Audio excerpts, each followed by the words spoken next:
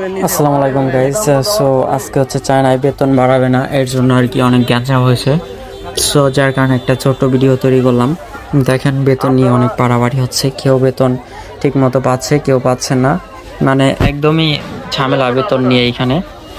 সরকারি বেতন হচ্ছে আমাদের জানা মতে 12,000, কিন্তু এখানে ঠিক মতো বেতন দিচ্ছে না।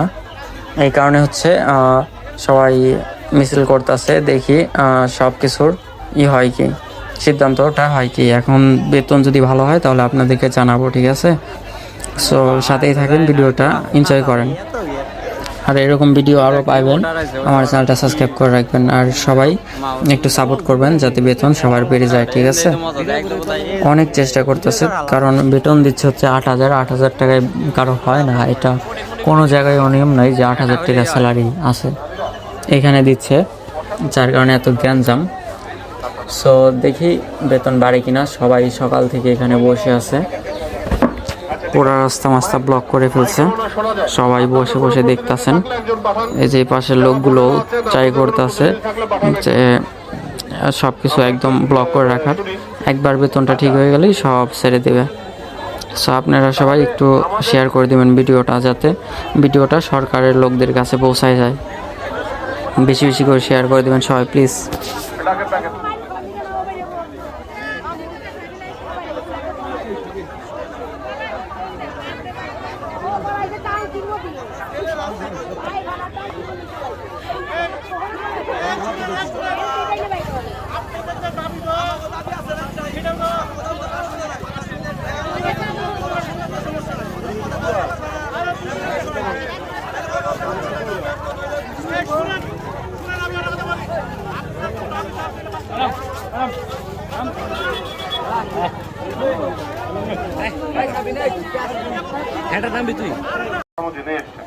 যে আপনার কি বেতন পাবেন, আপনার কি সুযোগ সুবিধা পাবেন, কতটুকু কাজ করলে কতটুকু আপনি ওয়েট পাবেন, এবং তাদেরও অব্লিগেশন আছে, এই সরকারি গেজেট আছে, এর বাইরে যাওয়ার তাদেরও সুযোগ দেবে, নির্ধারণ করা আছে। তৃতীয় দাবি মাতৃত্বকালীন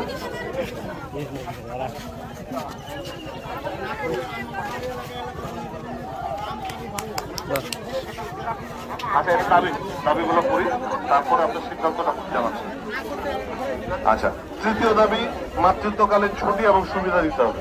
ভেরি গুড, এটা অ্যাকসেপ্টেড, এটা কোনো সমস্যা নেই, কারণ মাতৃত্বকালীন ছুটি তো পাবেই। চতুর্থ দাবি মেডিকেল ছুটি দিতে হবে, অবশ্যই ছুটি পাবেন। পঞ্চম দাবি প্রতি বছর 10% বেতন বৃদ্ধি করতে হবে।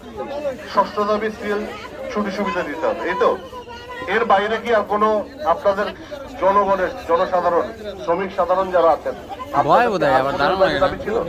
এগুলো কিন্তু দাবি, তাই না? আচ্ছা, এবার আসে সিদ্ধান্তগুলো।